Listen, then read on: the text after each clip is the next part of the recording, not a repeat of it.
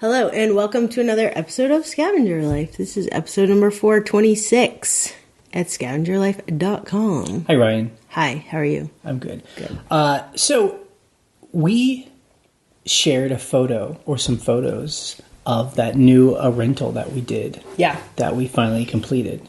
I think we linked to it, too. Yep. And we're like, okay, that's it. But Okay, that's it. to me, like, though, that is the beginning of the story. Sure. The more interesting thing is our rental is finally now being actually booked. Yes. You know, we had it up for a couple of weeks and we didn't get anything, no bookings, no questions.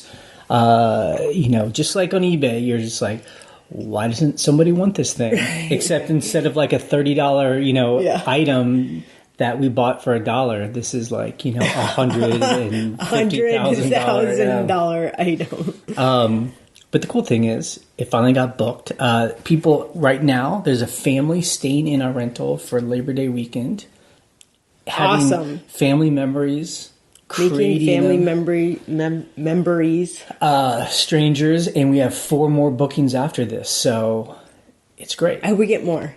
Yeah. Anybody wants to come to our area. For us, we like to, Airbnb is much different from eBay. With eBay, you can put them online and you can just wait. Right. List and forget. Right. Because time is a flat circle. Oh, I feel like you say that every podcast, so... Time is irrelevant in the eBay world. Irrelevant. Other people argue, that's fine. That's just what we do. Airbnb is different. Yeah. Once a night is gone, it's gone forever. You can never get any money We for can that never night rent again. that night again. Yeah. So we're definitely... different with our Airbnbs, and it's a balance. Like, I don't want to rent a place for $50 just to get it booked.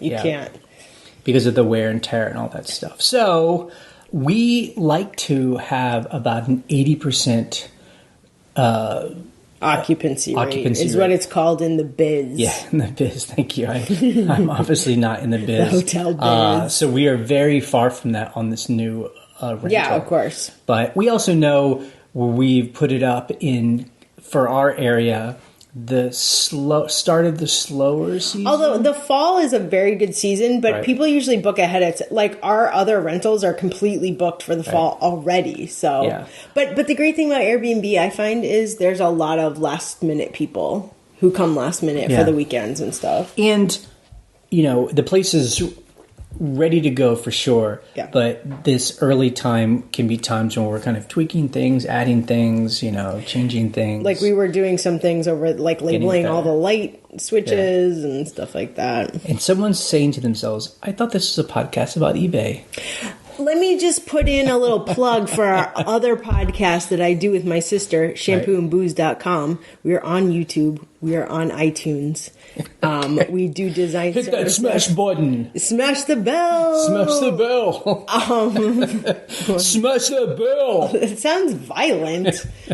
So anyway, yeah. So I love talking about Airbnb. It's on another podcast. So shampooandbooze.com. So I had a point with all this. Oh, really? Yeah, why don't you get to it? Thanks for teeing it back to me. Okay. So we were just in our laundry room. We have a laundry facility in our house. It's basically a laundromat. Yeah. A double stack. We have a double stack, which is in the biz. Yeah. Okay, stop. We're getting silly.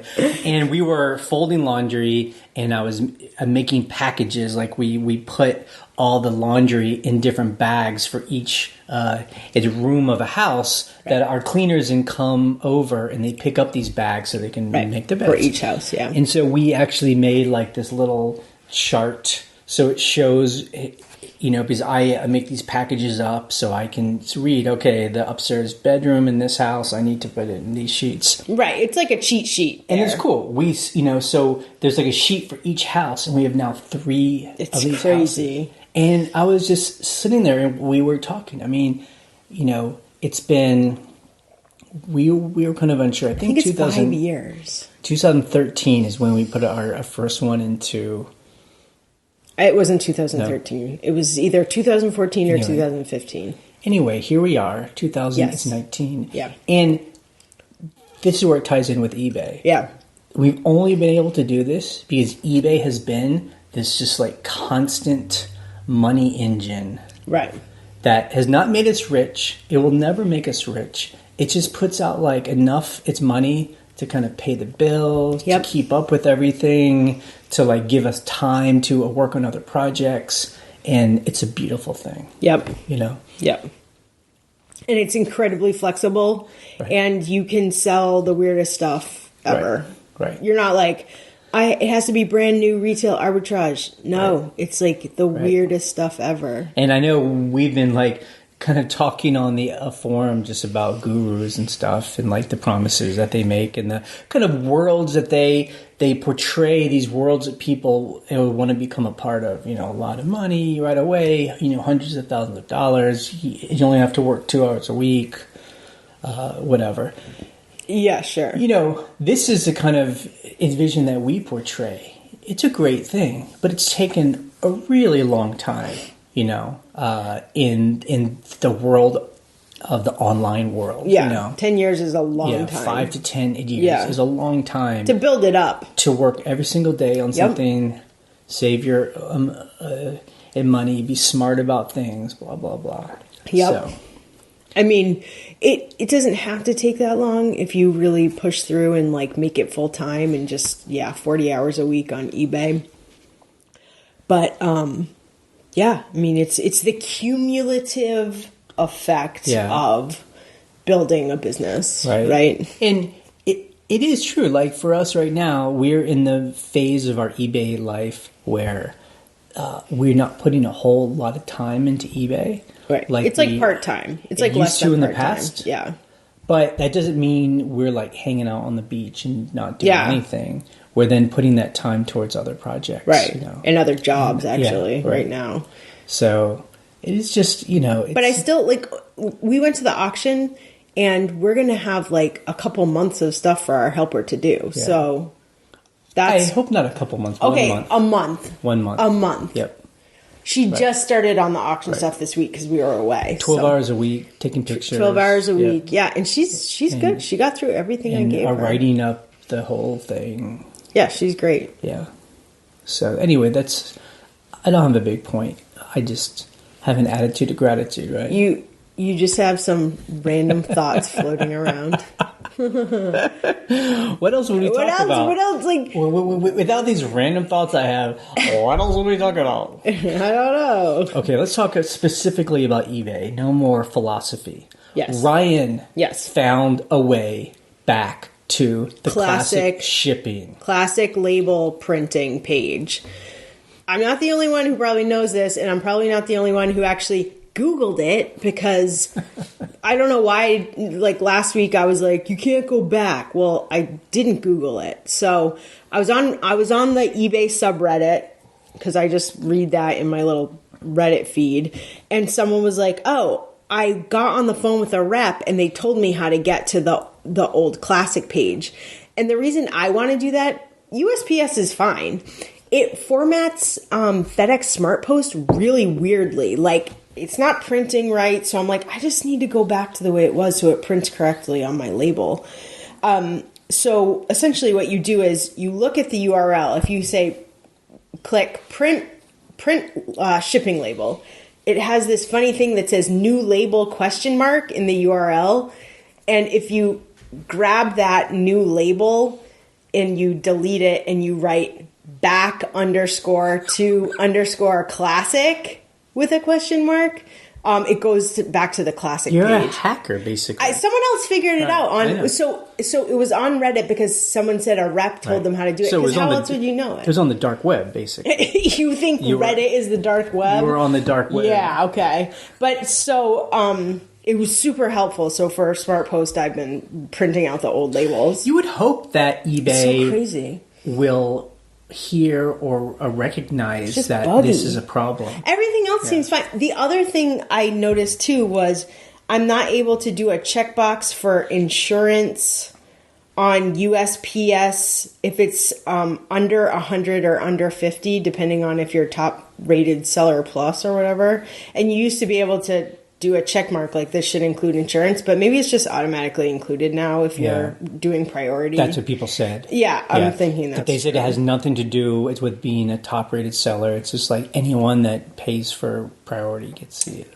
shipping. Well, it used to be $50 versus $100 for a top-rated seller, so I don't know what the deal is. So for those of the people that don't know or maybe it's new to our podcast, so you're a shipping area, if you have a computer. Yeah. And you have like one of those thermal heat labels. It's a Dymo 450. So it's the skinny labels. All the labels are printed on that, right? No, because almost everything is printed on that except FedEx Smart Post. So FedEx Smart Post, even in its classic, won't print on the thermal heat labels. On my size, because I have the skinny size. It's like 2x7. Got it. And the 4x6, you can print them on. And the heat labels are good because they never run out of ink. And they print really fast. They're like boom. You don't have to cut them out. Or you don't have to cut them. Like you don't have to cut. If you buy sticker labels like PayPal, eBay sticker labels, you don't have to cut them out. So this isn't. I mean, is that an upgrade that you would think would be cool for us if we bought the bigger printer just so you could just print anything and everything? No, not really. Look, a huge majority of my stuff goes out first class. 90%. I'd say 75% of things goes out first class or priority. Okay. They're small enough clothes, lightweight stuff. And then 25% is what? I use FedEx Smart Post or Parcel Select. Right. It depends on the price. I just compare prices. I'm like, it's going to Pennsylvania. It's this big. Right. Which one's a better price? Yep. You know. Yep. So that's how I do it. So then, I just price compare. When you print Smart Post, that can't be on the heat labels. Not my heat labels. Okay. If I had a 4x6, then you have to unplug your computer and put into another printer. No. I actually have 3 printers hooked up to my computer, just through USB cables. Got it. I have a USB hub. Oh, okay. Yeah. Cool. See, Jay has no idea what's going on over there. Or I'm playing the newbie asking you questions. Yes. Yeah, sure. And you don't do any of this in a wireless way, right? I could. For some reason, I was having trouble with my Brother printer, my black and white laser printer, getting on the network. For some reason, it just won't get on our network. Right. I have a color laser that is on the network, and we have another laser printer in our actual house that I hooked up to the network, which I love. Yep. I seem to just find laser printers. All these printers, too, are ones we either found on the street, One of them on Craigslist. 2 of them I found on the street. Right. Literally on the street. Craigslist, literally. Like on the sidewalk. Literally. That's great. This is my favorite printer. Somebody's throwing it away. It's free. Right. And those are all toner, right? They're not inkjet printers. No, they're toner. It's like laser toner. Yeah. Cool. I love my color printer too. The color laser. Oh my God. Yep. It's great. Cool. Okay. That's our Brother laser color printer. Our printer part of the section. Show. Ryan also did something incredible. Oh, really? I don't remember this. We are always like, we hate Facebook. We will never touch Facebook. So we won't go on Facebook. And I was asking people, is it better to sell your big bulky items on Facebook Marketplace or Craigslist? Right. And people are like, Facebook, of course. And I'm like, well, we'll never do that, right? So I'm in the kitchen. I'm like, I put a bunch of stuff on Facebook Marketplace. Turning the corner, and I see over Ryan's shoulder that she's on Facebook, which I don't think I've ever seen you do that. And you were sitting there posting stuff. So I have an account that was whatever. It's like a throwaway account. It has nothing interesting, no photos of me, or it's like... Is it but I thought on Facebook, you have to have your real name. Yeah, I have my real name. Oh, you do have your what I did, this is years ago, I made a business page for our rentals. Right. And then I didn't do anything on it because I literally hate Facebook. Right. So I just use that account, whatever account that I can log in. And so I put a bunch of stuff. So honestly, it's just like Craigslist. People message you. And then they never buy anything. Is it available? Is it available? Is that and you're available? Yes, it's available. Is it still and they're like, oh, okay. And you're like, great. People are talking me down on a $20 item. I'm like, oh, this is just like Craigslist. Yep. And so these are all people right in our area. Yeah. So the good thing is, the thing I like about it, number one, it's super easy to list. It takes like 2 seconds. They're smart. It's much faster than Craigslist is like 4 pages that you have to, Facebook is one little pop up and you're done. Yep. Which is great. And I like that it's people like right in our town. Right. It's not like in Craigslist. We don't have a Craigslist in our town. So it's like the bigger city over, and people are like, oh, I don't want to drive over the mountain. And you're like, oh. But here it's, but the funny thing is still no one's coming to buy my stuff. Is it free to put It's stuff free to up? list. And I think you have to renew it every 7 days, which and is people fun. Can't pay through Facebook. I don't think so. Yeah. I think it's just a cash transaction. I think I've heard people who I know actually that's on Facebook, and they say that they do it through PayPal. like people say, here's my PayPal link or PayPal my or Venmo link, but that's just kind of... look, I love cash. Like, cash is king, right? So... Yeah, I just wonder, I know your mom has sung it praises of Facebook, but it's just like she sells stuff for so cheap. That like really good stuff for like $10. I'm like, well, of course people are going to buy it. Yeah. I think my problem is I don't want eBay prices for the stuff for sure, but I do need to like certain things. I'm like, I kind of have to make my money back on this, or do I? I don't know. Yeah, or I would like to, or do we just want to throw it away? I mean, like if or you just donate for $10. It's like you might as well just donate it. I mean, I have a couple. I have one thing for $20. I have a little flat screen TV that's $40. Yeah. People want it for $20. I'm like, no, I paid $50. Blah blah blah. A while ago, but it's still a great TV. Well, that makes me. I'm very proud of you for doing. So I did try it, and I actually do. The other thing I do like about it that's different than Craigslist is the chat. It's the Facebook chat. It's just like on the page. Like you just chat with people real time, essentially. And Craigslist doesn't really have that. So if you're not logged into Facebook, then you'll get a message. Okay. Like you'll see, so-and-so message you about this item. And you can just, when you log in. Look, I don't have Facebook on my phone, so I'm sure people do it on the phone super fast. Like so I guess I guess that's just the feedback I want now. Guys, we did it. We're on Facebook, okay? So shut up already. Yeah. My question is, how much are you getting for stuff? Right. Like, are you getting just low prices? Are you just like getting stuff off the street for free and selling it for $20? Or are you buying stuff, like some big, like a tire or something, and are you selling it for $100? Right. Like, are you giving stuff away or actually making a serious amount of money? The thing I like about Facebook too is they have a section. Well, Craigslist does too, but they have a section for houses. Wow. They like sell your house on Facebook. It's just kind of interesting that they were like, yeah, we'll do real estate. It's just, I just thought that was kind of amazing that they're like, yeah, sell a house. Like some houses I've seen on Redfin in our area are on Facebook. I'm like, crazy. Interesting. Yeah. Anyway, so I'm trying it. So during the week, people were talking/arguing about arguing is a form of talking. Perfume. Yes. Supposedly, people are like, you can't sell perfume on eBay that is used. Did anybody give us a link to that? Do we look it up on eBay community and so rules every time whatever? People say you can't do this thing, I'm always like, well, I want a link. Is there a link on ebay.com that says we've changed our ebay.co.uk our rules that say you can't do this, and it's no one did or even tried or said that it had been out there. They just said, oh, I tried to and I couldn't, or a used perfume got taken down. But then other people were saying, well, I tried to put it up and it worked and it's fine. And just so you know where we stand, we actually sold a used perfume. One of my highest price item was a 50% full perfume. eBay hasn't taken down our items. Yeah. So I was thrilled with that sale. So I don't know. So I don't know. I mean, I don't know where I'm going. It's with this other than I think people get very emotional about eBay. And I understand why. Because, our financial world is tied to its mysterious whims of a website. Yeah.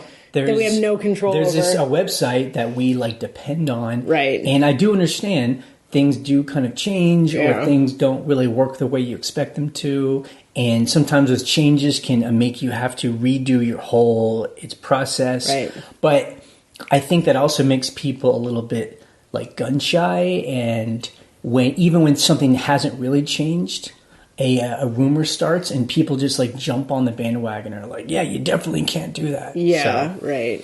I don't know if you can't actually put up perfume now.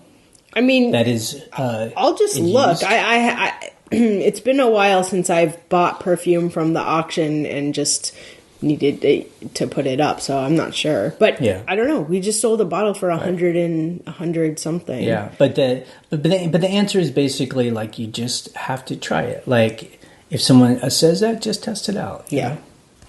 Okay. The other thing someone says was shoes that are new without the box are now being forced to be new open box. And I don't know if that's true or not. I'd have to check my items. I know they're changing item specifics. Like I definitely got an email about that. I don't know. And I can see how that would be a little bit confusing to the buyer because they're like, oh, it's new open box. Where's the box? Well, what? Like, right, exactly. New without box means like there's no box coming. Well, what's funny is a couple things. So, new open box in electronics world means it comes with the box, but the box has been open and it's like a returned item. Right. And number two, if you buy shoes at Target, I don't know if this is true, but definitely at Walmart. If you buy shoes at Walmart, there's no boxes. Right. It's got the tag on the bottom and grab them, put them on your feet, and walk away. So you're like, there was never a box to not be had. So. Yeah. Okay, what was your gut reaction to the week? Well, we already talked about our numbers yesterday, so... You kind of know. I kind of know. So after one of our best sales...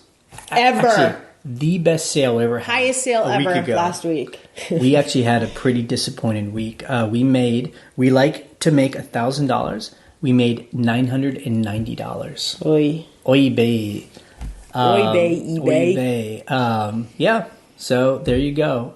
We sold 39 items, and the real issue was that they're all really low dollar items. Our average price was about $25. Our clothes were on a super sale. I think it was a 40% sale because I needed to move some stuff out of my inventory, which we did. Right. Not enough, but now they're not on sale. So that's something. Gotcha. Yep. Something to note. And our highest price was a vintage perfume. How much was it? It was actually $87. 87, sorry, not 100. And so that was our highest price item, only $87. Yeah. You know, on good weeks when we have like multiple $100 sales. Yeah, which is great. When you're just making, like, we would get sales. Like, we sold 39 things. Yeah, it's a lot of things. So, I mean, we sold almost like 6 items a day, but it'd be like, $10. Oh my $12, God, you know? I know. Yeah, and people are like, why do you have $10 items in your store? Stop complaining. I know. It's always surprising to us. I'm like, we don't purposely get those cheap items. They're just items where you're like, this literally is not worth more than $12.99. Yep. Like, okay, fine. I'm just going to sell it. As I always say, it's all got to sell. It's all got to sell. So. Okay, our scavenge of the week was, in my mind, silverware. I bought a lot of silverware. Yes. And just like anything, we love to buy a big bundle of stuff and then break it up. Flatware. Yeah, flatware. Stainless flatware. Sorry, not actual silver, but yeah.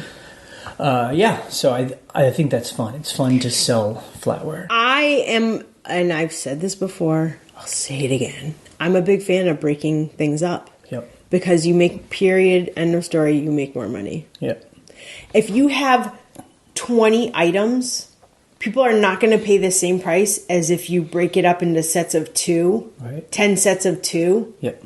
Just always going to be more money. There was a person on its forum that asked about how they ship. They had a big thing of like China. You know? Oh God! They had a big set. Don't sell it like that. Like I don't know how many pieces, but imagine it's a 50-piece set, right? And they're like, okay, if I sell it, how do I send it in 2 boxes because I can't get into one box? No. And I'm like, don't do that. Break it up. And they're like, yeah, I'm just trying to get rid of it. But you know what? It's hard to find somebody who wants a full set. Nobody wants a full set. You know what people want? replacements.com. They want replacements for stuff that they... The person that will buy a full set is a person that will buy it and then break it up and sell it in smaller. I'm buying it from you to break it up into it. Yeah, exactly. But how do you... So if you do ship something that is in multiple boxes, does eBay have a system for that? Well, so I don't know how to charge someone for that shipping. You could just do a really high price flat shipping, or you could have free shipping and just kind of work it into your price. You have a high price. But on the eBay label page, you can actually print 5 labels in a row. Not 5 at once, but you can be like, label number 1. Okay, click on print ship label again. And it'll say up top, you've already printed a label for this. It's fine. You can ship 4 more. Okay. So you can ship 5, because I've done that with multiple. And it will give you all the info for that item. The same label. And it just gives you like 5 tracking numbers. And what you want to do probably is message your buyer and say, these are your 5 tracking numbers. And on the boxes, I say, if it's 5 boxes, 1 of 5, 2 of 5, 3 of 5, 4 of 5. And then on the eBay page, does it keep a record of all those numbers? It should, yeah. Delivered. Yes, it will. Okay. It will. Cool. So that's the good thing about eBay. If you didn't want to do it on eBay and you pay for it through PayPal or Pirate Ship or whatever, it's probably no problem. Yeah, but I think that's how I would make people pay, is I would just put a set price. Just do a set price, because it's hard. Yeah. It's hard to decide. Especially if it's something delicate, you want to probably add some extra handling money anyway, because of all the bubble wrap and stuff you have to buy. I mean, it might be free, but it honestly, might take you your time. A couple hours to ship it. I had these 6 glass, basically clip frames that I sold. I had them up for $30, which is ridiculously cheap. I sold them for $15 because I wanted them out. They were like Walmart brand anyway, but they're hard to find. And it took me like a half an hour to pack them. Because each one is literally just 2 sandwich pieces of glass with clips. So 6 of them. Yeah. I'm like, oh my God, what was I? They should have just donated these and got rid of them. Yeah. But I sold them. Yeah. It was like, what am I doing? Everything. What am I doing? Yeah, it's the challenge of, can I sell this? Yeah. I can. I think those came in the building we bought, that they were in a box. They came in, they were in the basement. They're literally Walmart brand. I'm like, what am I doing? Yep. What has my life come to at this point? Customer issues. Let me share a bright point of light. Great. With you. So we talked about a week ago that we got a negative from a buyer who was angry because they returned an item. They said it was our fault, but we chose just to give his money back, but not the shipping back, the original because shipping. We disagreed with the reason. Right. How come he sent it back? Yeah. And we were kind of like, oh no, we got to call eBay, blah, blah, blah. eBay automatically removed it. I've never seen eBay do that before. So we had just gotten back from New York, so I had like 45 things to pack on Monday and Tuesday. So I was like, okay, as soon as I get through this, I'll call eBay. But by the time Wednesday morning rolled around, you were like, it's gone. Right. They removed it. Yep. Which was so helpful. And so this is really good, because we were all talking about, if you opt in to the free returns program, which is, frustrating sometimes, and is it worth it, and should you do it? Yeah. But eBay says if you do that, they will protect you and give you the option to not, give people all its money back to a ship if they are doing it for a reason that's incorrect. And they did do that. Yeah. So it's a good thing. Yep. So it's a first time in our time on eBay where they've ever done that, Yeah. Automatically taken That was away. amazing. I was like, great, I don't have to, that saved me like a half an hour, which is precious time. Things we learned in the forum. Mark talked about strapping tape. Strapping tape. We talked about it before. Strapping tape's amazing. What it is essentially is It's regular tape, but it's got fiberglass like strands through it. So it's super strong. It's very expensive. Yeah. That's why I don't buy it. I'm like, yeah. So we had talked about it a while ago, but we haven't talked about it in a while. So when are you actually pulling out the strapping tape? Well, I don't have any right now, so don't? never. Oh, okay. But shipping big, heavy things is when you would use it. Okay. Where you're like, I want to reinforce this box, so if the Right. box doesn't hold up, every corner is braced with the strapping tape. Especially, yeah, like when we pack a box or when you pack a box and it's either overflowing or it's real heavy or something. Yeah, it's just right? bulky, big bulky. I should probably get some, honestly. I've been okay lately. I haven't really sold big bulky items, and I have look, eBay tape is free, so I just use a crap load of that. I'm like, I'll use 2 rolls. I'll use 2 rolls on this. I'm gonna put it on my Strapping tape. when we go to Walmart. I think put it on my I don't know list. if they I have had no it at idea, Walmart. Ryan. You're allowed to buy Strapping tape's like $5 a roll. but oh my god, Ryan! I am going to up our strapping tape budget. Okay, I had no idea. Okay, that is it. Let's go to the questions that people sent in this week. Hello, Scavenger Heroes. This is Mark the Shark from here in Central Connecticut. The subject of my call today regards overhead costs that could easily spiral out of control for a reseller here in 2019. Specifically, subscriptions to apps and services that, while they help us sell, can be very costly. What I'm referring to is, let's say for an Amazon seller, you've got Keepa or whatever it's called, Scoutify, Jungle Scout, and BrickSeek to do retail arbitrage. For an eBay seller, you might have TerraPeak, which I know part of it is free now, but whatever. WorthPoint, MileIQ, when you go to get your stuff or go to estate sales or flea markets or whatever and GoDaddy, which I know you guys do and I'm going to have to do soon. And even something that I found out about in a previous call, which is En route, which there's a subscription-based service for. So my question is, how does a mid to small level reseller have the tools that are at his disposal to make good buying decisions and manage their flow of sourcing, but not get to the point where their profits are $400 a month and they're spending $300 a month on all these apps and services? I was looking for your insight as to this. Thanks, guys. I mean, I would love to hear Mark's answer to that, Yeah. What does he think? I mean, I think people know our stance, and Ryan we just did a good example of that. Don't buy that stuff. Like, our instinct is just to, not buy anything that we don't need and to try and do it with what we have, I mean, bookkeeping software is super important, I think, if you have a big enough business and you don't just want to do it on a spreadsheet. Right. But I'd say this. The way we started was, we didn't buy anything extra. We just did what we could with what we had. We already had a laptop. We had a camera. And we were off to the races, And then when you hit a point where you realize, if I just had this thing, it would open up a whole new world and I'd be doing this faster, then it's worth it. Yeah. I think...